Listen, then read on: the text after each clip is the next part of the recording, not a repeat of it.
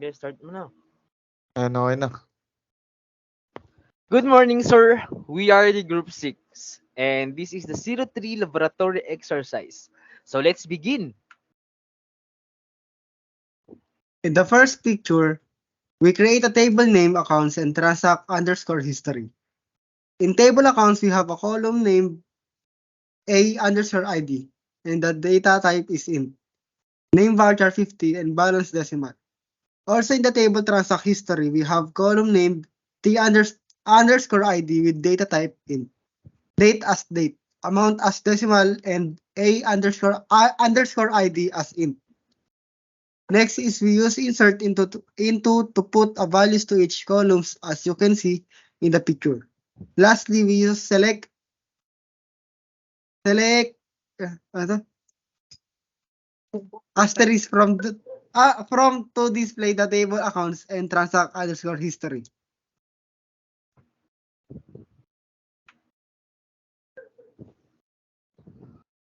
So in the next picture, we start the transaction in our database and we use the keyword update to call and make changes to table accounts, and we set the balance in -1,000 to A underscore ID equals to 5. Also, we use the keyword commit to make the transaction and return to A underscore ID only from the request query. Also, we use select asterisk from accounts where A underscore ID equals to 5 to display the result of the transaction we made to A underscore ID. Next.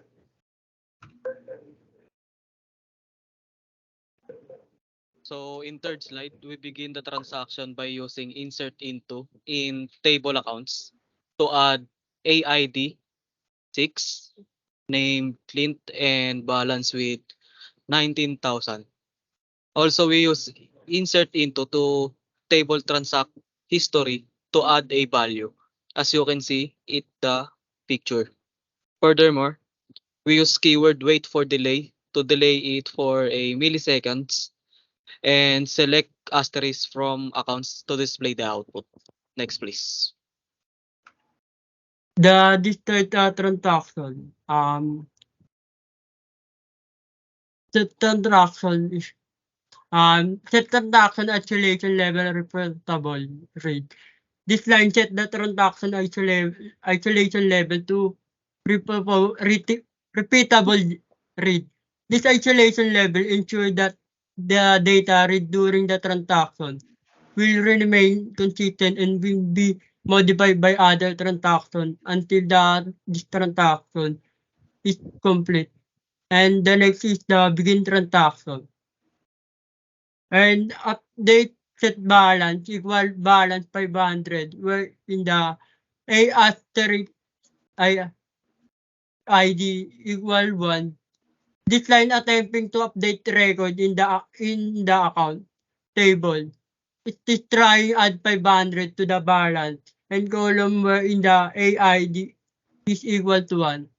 And then the next line is waiting for delay in millisecond. This line appears introduce a delay of 1 millisecond into the transaction. This non-standard SQL syntax. And the next line is commit. The line commit the transaction must meet that any change made to the database when the transaction will be saved. And next. The next will be the set transaction isolation level repeatable read. So we have the update. So update account set balance equals balance -500 where A underscore ID. So this command updates the balance column in the accounts table. It subtracts 500 from the current balance for the account with A underscore ID equals to 1. The next command will be the insert into. So this command inserts a new row into the transact history table.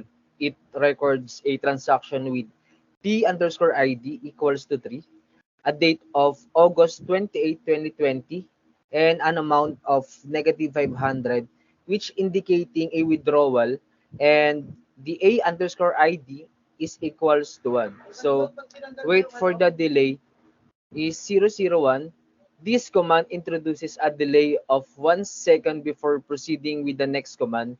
It is often used for testing or simulating specific timing scenarios. The next command will be the commit.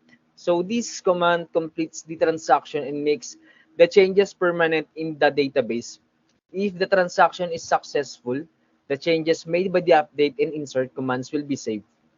And the last is the select asterisk from transact history. So this command actually retrieves all the rows from the transact history table. It provides a result set showing the transaction history, including the newly inserted transaction. Next. So in 6 slides, we set transaction isolation level repeatable read to ensure that there's no other transaction can modify or delete. After that, we use update keyword in table accounts to set balance into 1000 and select asterisk from accounts to display the changes in the table accounts. Next, please.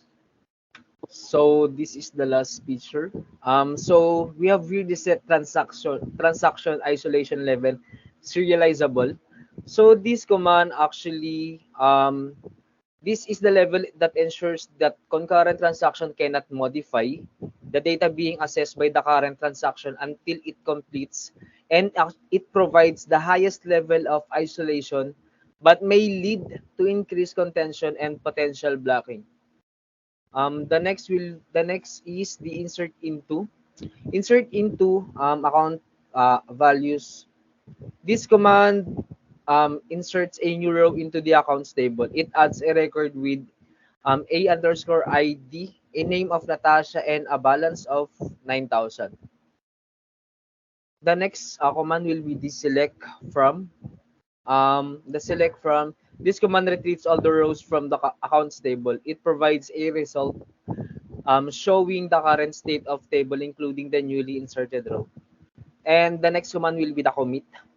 The commit this command completes the transaction and makes the changes permanent in the database. If the transaction is successful, the new row inserted in step 4 will be saved. So that would be all, and thank you, sir. Once again, we are the group 6.